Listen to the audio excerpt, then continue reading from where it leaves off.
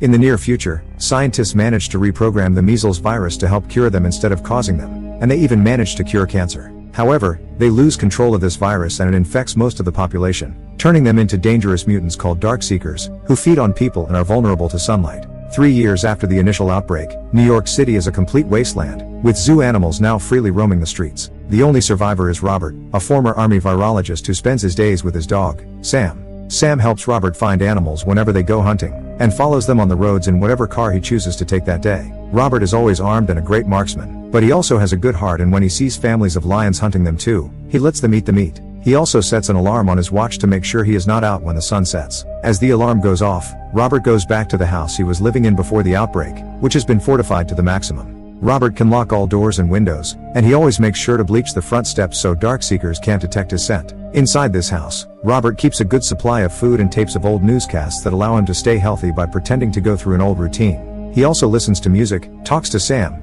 and does normal things like bathing his dog and cooking dinner for the two of them. No matter how hard she tries to distract herself, her dark memories always creep back. When night falls, he hides in the tub with Sam and some firearms, and the sounds of the Darkseekers outside make him think of his family. When the outbreak occurred, the government decided to seal off the island, as it was ground zero. Panic spread through the streets as people tried to escape in hordes. Robert rushed to pick up his wife Zoe, their daughter Marley, and Sam, who was still a puppy. He wanted them to leave the island to live with a relative, and Zoe was furious when she realized that Robert was not coming with them because he wanted to stay to analyze the virus and find a cure. This sparks an argument between them which almost crashes Robert's car. Robert hasn't given up on the idea of treatment even now. After exercising with Sam every morning, he heads to his basement lab to keep track of his experiments. Sam is not allowed there because she may be infected, but Robert is fine because he is immune. In the lab, a group of caged rats are carrying the virus, and Robert tries out various serums he has created on them. They all fail until one morning, Robert discovers that one of the rats is actually getting better. Now he can move on to the next stage of testing, but for that he will need a human. Later, Robert and Sam visit the video store, where Robert has placed a bunch of mannequins in an attempt to maintain the illusion of normal routine. He talks to them as if they are old friends and always brings back the movies he takes before choosing another. He also pretends that a mannequin is trying to flirt with him. Robert promises Sam that one day he will flirt back. Next, the pair visit the parks where Robert is growing vegetables to take some with him. They also keep a map of all the houses they've been to before and choose a new map to do each day. This allows them to find new supplies of food, although they leave most of our medicine and cleaning products behind in the fight against the outbreak. Sometimes Robert even finds really depressing signs of the people who live there, such as the bodies themselves, or even nurseries that were never used. After getting gas for the car, Robert proceeds with the last part of his routine, which involves going to the South Street Seaport to broadcast a recording that invites any survivors to meet him there. While he waits, he keeps himself entertained in different ways, such as playing golf on top of Air Force planes. One afternoon, Sam spots a deer running around, so he and Robert begin following it through the streets. The deer panics when it comes across a blocked road and enters an old dark building. Sam follows him inside, which upsets Robert as such a dark place can be the perfect nest for Darkseekers. Since Sam won't come out when called, Robert has to enter as well, and he tries to stay as quiet as possible so that his presence doesn't give away. There are some terrifying noises that suddenly startle Robert, but he refuses to leave without Sam, so he takes a moment to gather courage and covers his flashlight with his hand before going inside. He follows a trail of blood upstairs which leads him to a body behind some furniture. For a moment Robert fears the worst until he realizes it's not Sam, it's a deer. As he continues his search, Robert finds a group of Darkseekers standing near a wall. Thankfully he reacts fast and retreats, keeping his flashlight away from them. Robert turns around and finally finds Sam hiding under a desk, refusing to come out because there is something that scares her. At the same time, a Darkseeker jumps out at Robert from behind. Robert promptly shoots him before escaping with Sam, telling the dog to take a different corridor when the other Dark Explorers begin pursuing him. With a plan in mind, Robert runs to the window and jumps in just in time for the Darkseekers to capture him. This causes the sunlight to kill the two demons who fall to the ground with him and keep the rest inside. After reuniting with Sam, Robert sets up a special trap on a bridge using a truck and some old canvas that is laid down at the entrance to the building. He tells Sam not to follow him to avoid infection. Then he takes some of his blood and drops it on the canvas. As the Darkseekers get close to drinking the blood, the trap activates, causing the truck to collapse and pull the Darkseekers inside the canvas. A second Darkseeker, believed to be the group's alpha, peeps out of the building to roar at Robert with apparent fury, only to quickly retreat when the sunlight begins to burn him. Moments later,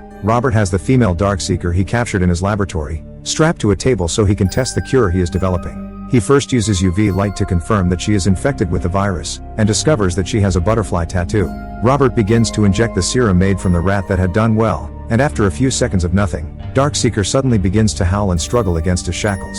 After a moment's panic, the Darkseeker passes out, and all of his vital signs go to zero on the monitors. Robert immediately gives her a new injection to keep her alive, but when that fails too, she can't help but move the furniture in anger. He then places Darkseeker behind a glass door before recording his progress for the day, referencing the fact that the alpha male exposed himself to sunlight on purpose. This makes them feel that they are ignoring their basic survival instincts due to lack of brain function or lack of food, and social withdrawal appears complete. This again reminds Robert of the day of the outbreak, as people were behaving like lunatics in the streets. Lots of ships were leaving the island, but only evacuees were allowed to go, and people didn't like being left behind in quarantine, especially with children begging others for help.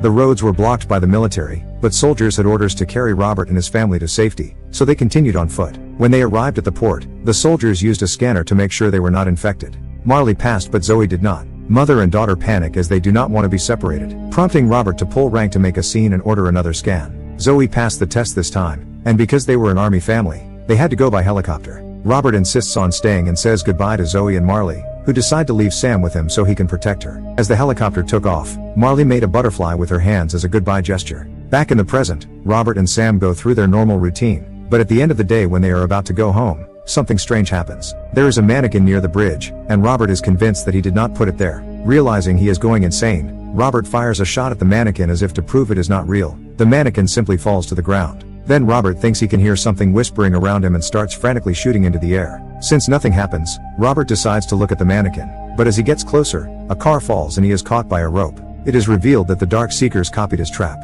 Sam hits his head and blood drips onto the ground and he passes out. Moments later, Robert wakes up when his clock's alarm goes off. Sam is still there, and the sun is about to set, so Robert cuts the rope with a knife. When he falls to the ground, he injures his leg, and now has to drag his body along the ground to release it. Sam follows him at first, but stops when he hears growling from a building. Alpha is accompanied by a pack of infected dogs and he lets them loose to go after Robert, but the dogs retreat when they are nearly stung by the last of the sunlight. Robert forces himself to stand up and runs to his car to retrieve the gun just before the sun sets, allowing the dogs to attack. One of them jumps on Sam and bites him while Robert fights off the others, struggling against an animal to hold his gun properly, and shoots them all one by one. Sam is in pain, so Robert neglects himself to pick her up and take her to the lab, where he gives her a dose of his serum.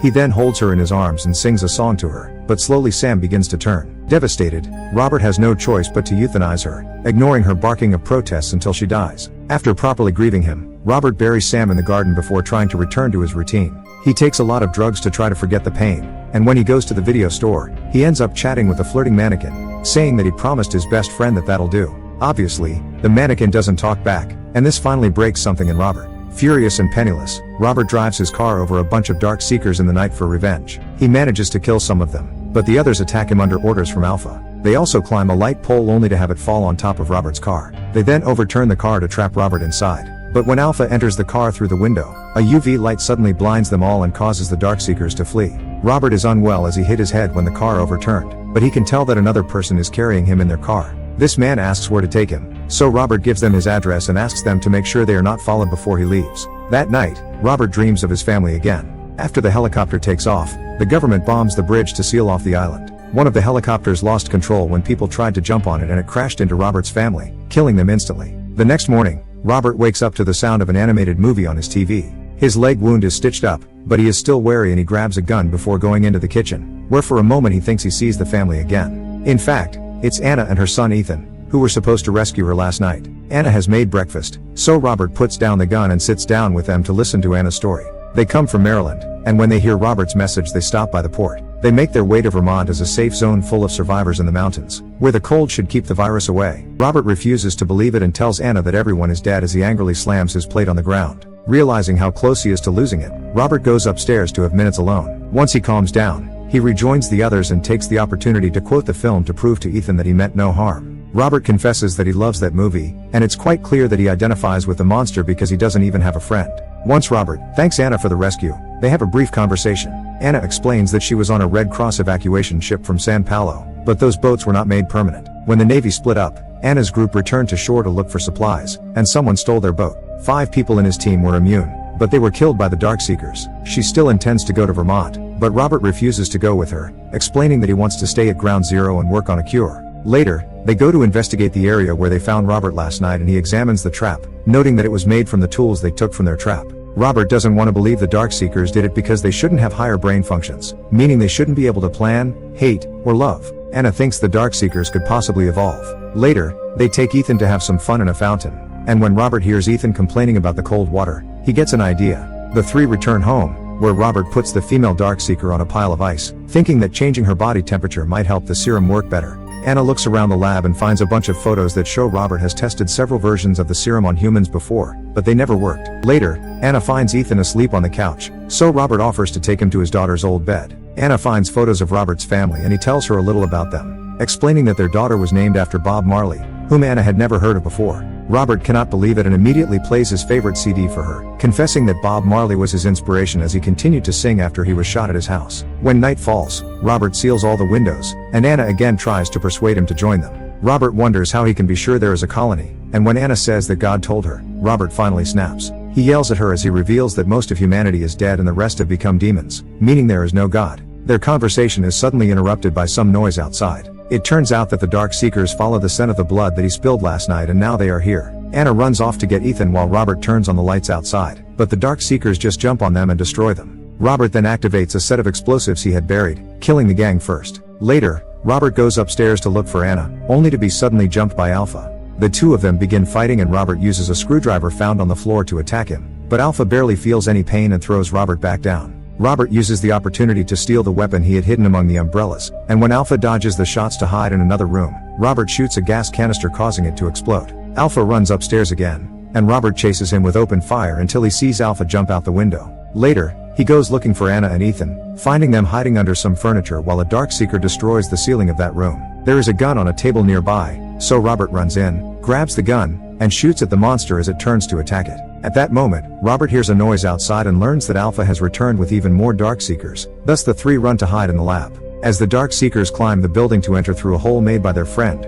Robert and Anna are shocked to find that the female test subject is getting better. This means the cure is working, but before they can consider their options, the Darkseekers barge into the lab and Robert has to close the glass door between them. He tries to tell them that he can save them, but the Darkseekers don't listen, they just keep knocking on the door. When Alpha also arrives, he breaks the glass with his strength. Then he draws a picture that Robert recognizes as a butterfly, just like the woman's tattoo.